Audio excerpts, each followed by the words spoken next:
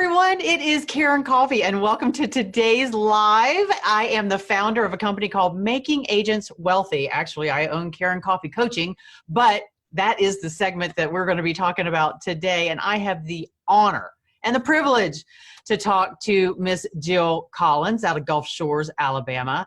Now, listen, we do these interviews to inspire you, and today's interview is just amazing. It is inspirational. Jill not only has built her business, but she did go through COVID with her and her family, and she's going to be talking about that in just a little bit, how she did it, how she was able to make money, actually. And that's not what this is really about. It's about, look, no matter what you're going through, no matter what you're facing, there is a way to move through it. So Jill, welcome. It's really good to have you. Thank you, Karen. I am so thrilled to be here. I'm just, honored that we were a part of your journey, a part of your life during this time. But before we get into all of that, tell everyone that's listening today just a little bit about who you are, where you're located, and about your real estate business right now. Okay, well, I am in Gulf Shores, Alabama, that tiny little bit of beach in Alabama.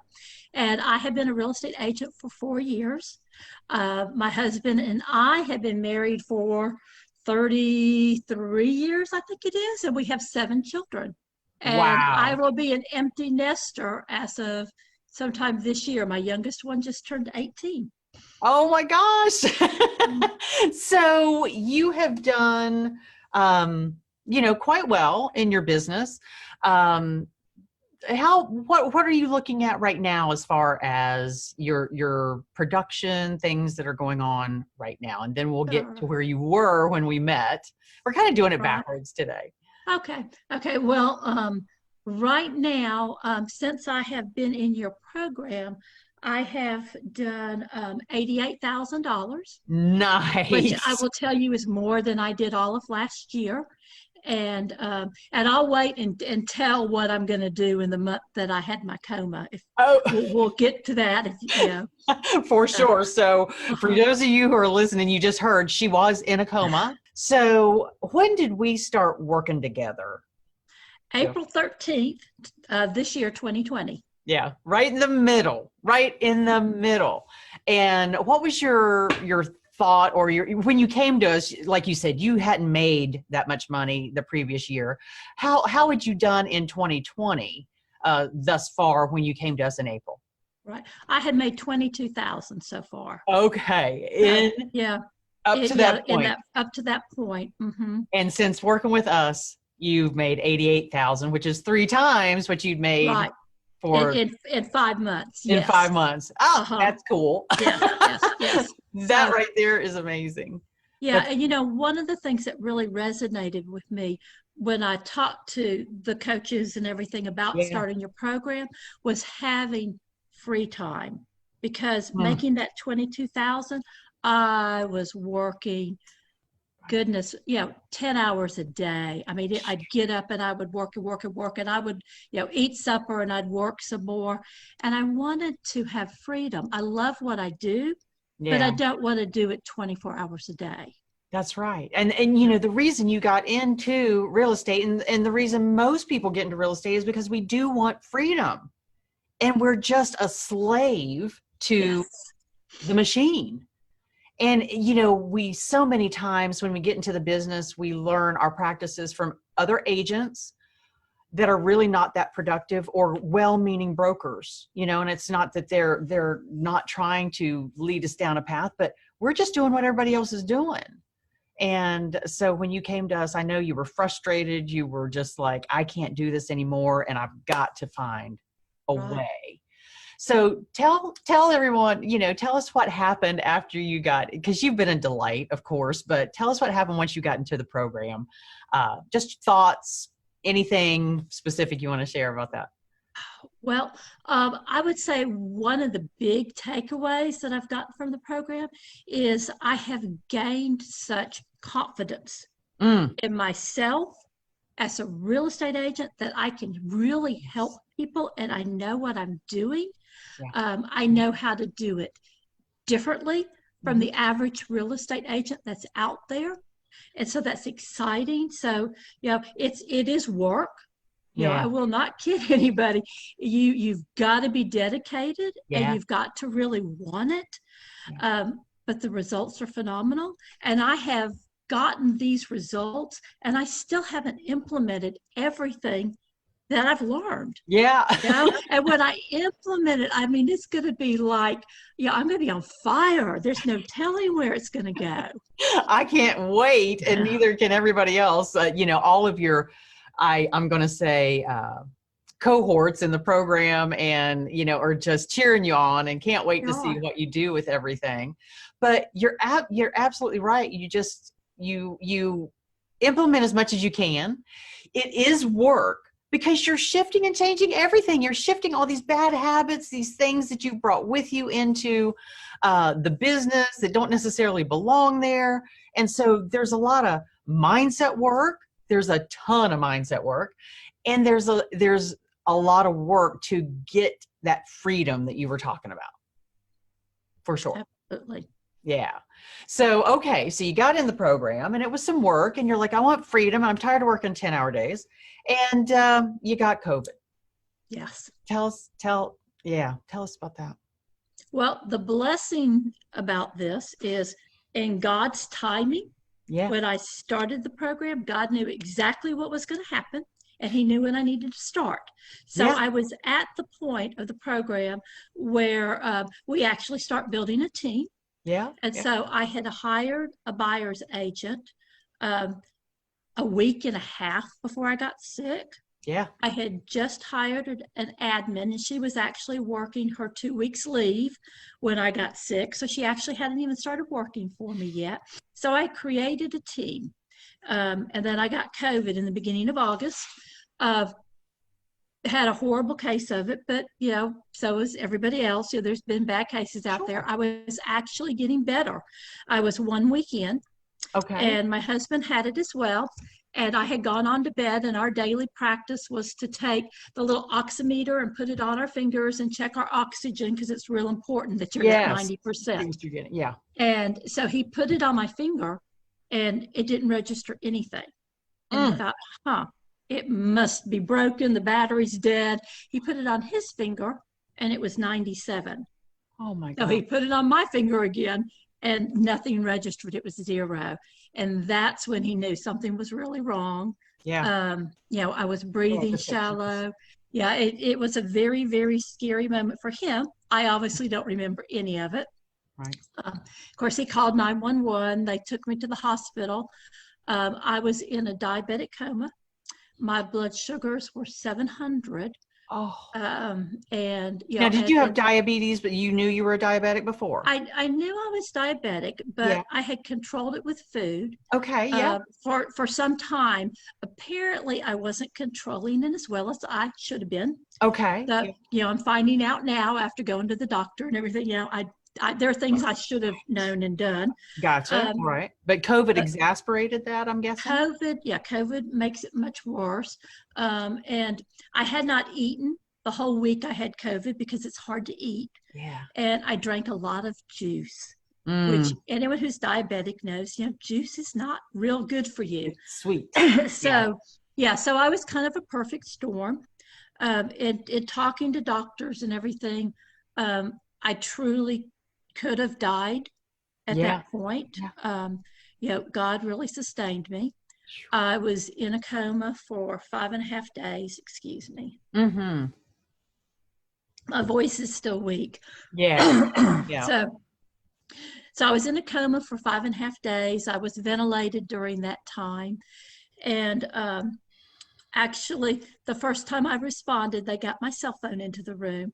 And my husband and my 7 children would take turns calling me and talking for just a few minutes. Yeah. And the phone would automatically answer. So the nurse didn't have to answer it.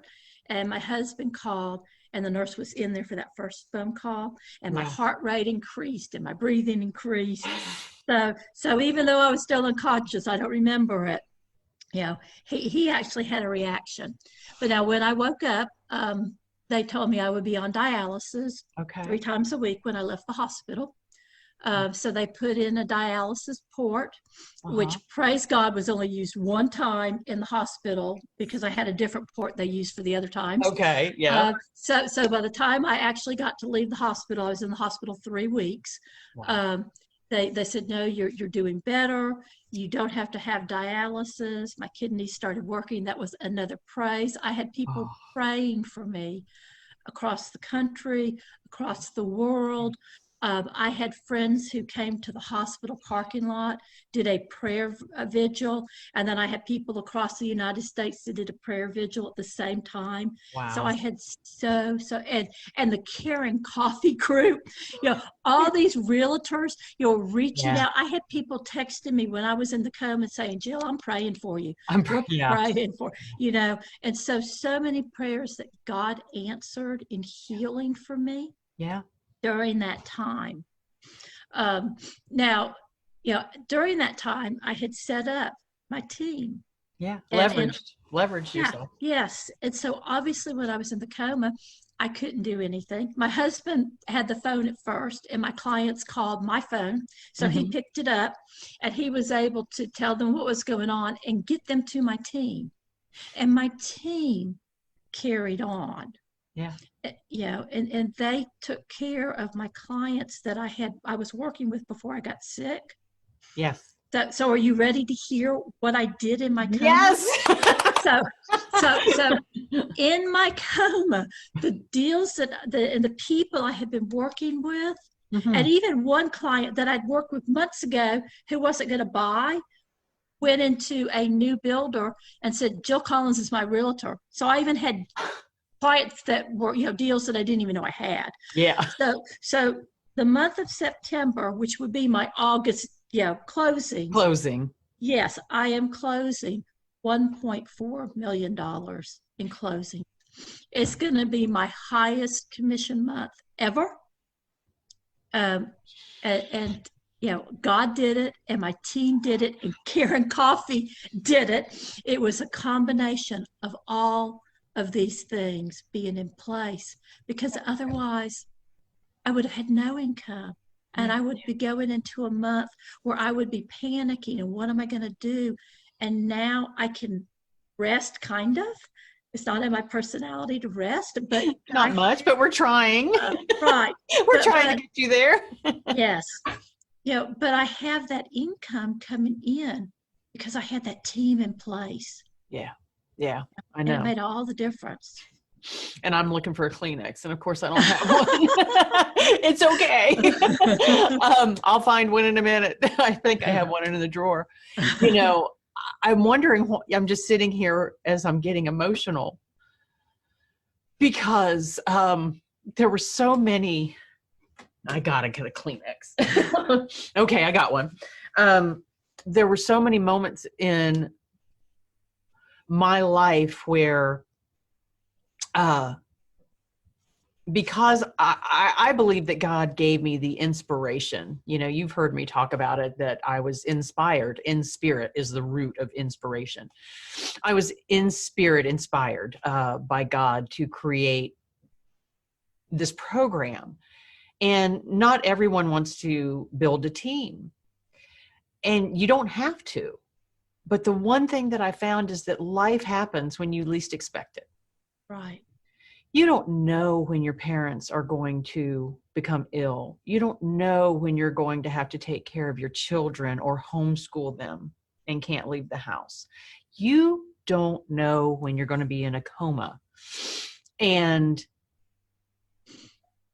by leveraging yourself, Jill, and just following the program, all I ever wanted was to change one person's life. Just one. You're my one. You're my, you're my one, and there's many, there's hundreds and thousands of women that we've worked with. But this is just so inspirational, because again, you put blinders on. And I have to give you kudos, because you came in April and you said, I know we're going through COVID. We had shifted and changed all of our coaching and training to reflect that. And you just did what we told you to do, and in blind faith, really. in blind faith because you didn't know what was on the other side. You didn't know what was coming. And here, God had it all mapped out for you. And what does having that team, now I know the money was there, but if they hadn't been there, what would have happened? If you hadn't It would have leveraged been yourself. so much pressure if they hadn't been there.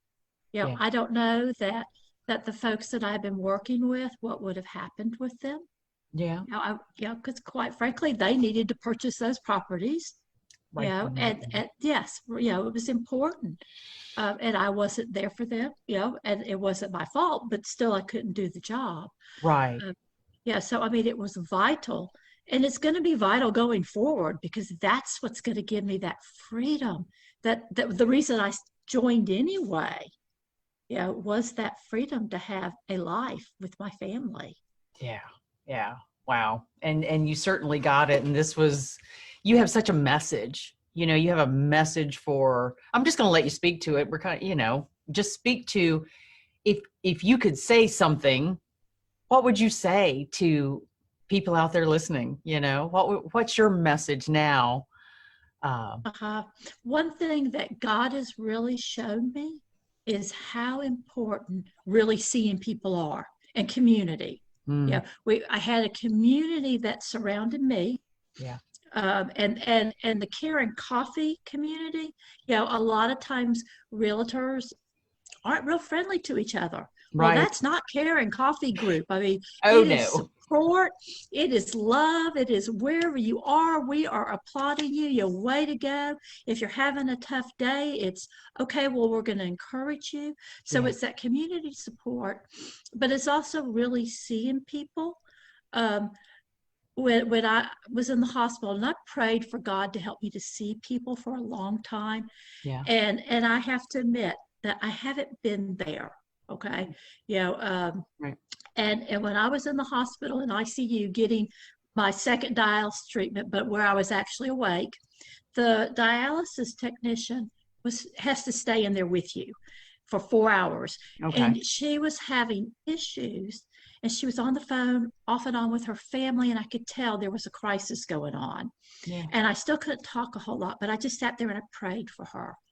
And when she was finished, I just told her, I'm praying for you, because that was about as much as I could get out with my voice. Yeah. And at that moment, it was like every person I saw from then on, I am really seeing them. They're real people with real problems and real stories and real triumphs. And I want to be a part of that. And that's what I'm bringing to my clients now. I see you as a real person with a real story, and I want to be involved with you in that. It's not just let me find you a home and help you sell. Right. It's real. Yes. And it's a relationship. So that's what I want to tell people. That is so good. I think it's funny that you were in ICU when you started to see, and then you said, now I really do see people. I see them not as a transaction, not as a burn and churn. We are just taught and inundated, not just in real estate, but just get just that it's a number, it's a number, it's a number, and it's anything but that. And you are really moving. Now they're a part of your family. You're a part of theirs. Right. Oh yeah. My clients, I mean, they have prayed for me, and I have built such strong friendships with clients where before, once we closed, I didn't keep up with them like I should. Well, now I'm keeping up with my clients because they are like my new best friends. Yes. Yes. And it's okay. It's okay to do that. And you don't have to, and to take some time off and to have freedom, and still you have learned the hard way, I'm going to say. You must be stubborn. I am. Yeah. God knew that. We're going to knock her out so she can let go of the reins, let other people handle your business and do it just as well. We have a challenge sometimes. We think, I'm the only one that people want to work with. No one else can do it like I can. And you know what? That part of that is true. No one can do it like you. They can do it like them. Yes. And empowering them to step up and be amazing. And then you just kind of umbrella them. and Absolutely. encourage them and work with them to be as productive and successful as you are. So that's just wonderful, you know. Now I know that there will be people that want to send you referrals. And I asked, so, you know, guys, if you're listening and you're like, wow, I know some people moving to Gulf Shores, Alabama. Are there surrounding areas too, Jill, that you cover? There are, yeah. So anything lower Alabama, Yeah. which basically Gulf Shores, Orange Beach, Fairhope, Foley, Robertsdale. I mean, it's just, there's quite a few communities down here Right. that I do work in. So lower Alabama, any of that, you can reach Jill. Now, if you're looking for this is not for you to reach out to her and ask about the program. She's told you what she needs, but if you just have words of encouragement or you were inspired, that's fine, but referrals would be greatly appreciated. Yes, absolutely. What is your email? I think it's jillpropertyshop@gmail. That is correct. Okay, so Jill Property Shop at gmail.com. And is there anything else that we just didn't talk about? Well, what's next for you? That's what I want to know. What's next for you moving forward? Yeah, I'm excited about moving forward, and I'm waiting to see what God's going to do, because I've learned not to rush him. Yeah. And he's got this. I mean, he's got my business. He's got my personal life. You know, he has it all. So I don't know yet, but I know it's going to be good, because God takes everything that's tough in our life and he works it together for good when we trust him. Yeah. And I totally trust him. Oh, that's a good word right there, Jill. That is a good word. And you and I have that very much in common. You know, it's when we release it to him, it turns out amazing. Absolutely. But when we get in the middle of it, we can mess it up quicker than you know what. Just it gets crazy. So, well, Jill, thank you so much for being here. And again, is there anything that we didn't talk about that? No, I think we have covered it all. We have. Thank you. It has been an honor having you in the program. Every one of my team has just been so inspired by you, and everyone in the program that watched your journey. You're right. They were praying. They were there the whole time. And I just get chills every time I think about it. Because it just took all of us to a new level, and to see what came out of that at the end was amazing. So thank you again for being here, your time. And we just know this is just the beginning. You're part of our family. Yes. You're not going anywhere. No, I'm not. No, you're not. So guys, if you just want a little more information, look, we're not here to sell you into anything. We're not here to talk you into anything. If there's something that we can do to help you wherever you're at. Now, I hope you're not in a place where Jill was, and I hope that doesn't come down the pike for you. But look, there's a webinar that we do, a presentation that I do daily. If you want to go there, go to KarenCoffey.com, and Coffee spelled with a Y, but KarenCoffey.com/making agents wealthy. And you can watch that and just see if it resonates with you. See if there's something in there. We talk about women and their value, you know, charging that full commission and making sure you're leveraging yourself and those types of things. So it's about 45 minutes. And again, I think it's worth every minute. Our feedback from it is really, really good. And Jill, I think that's what brought you to us, isn't it?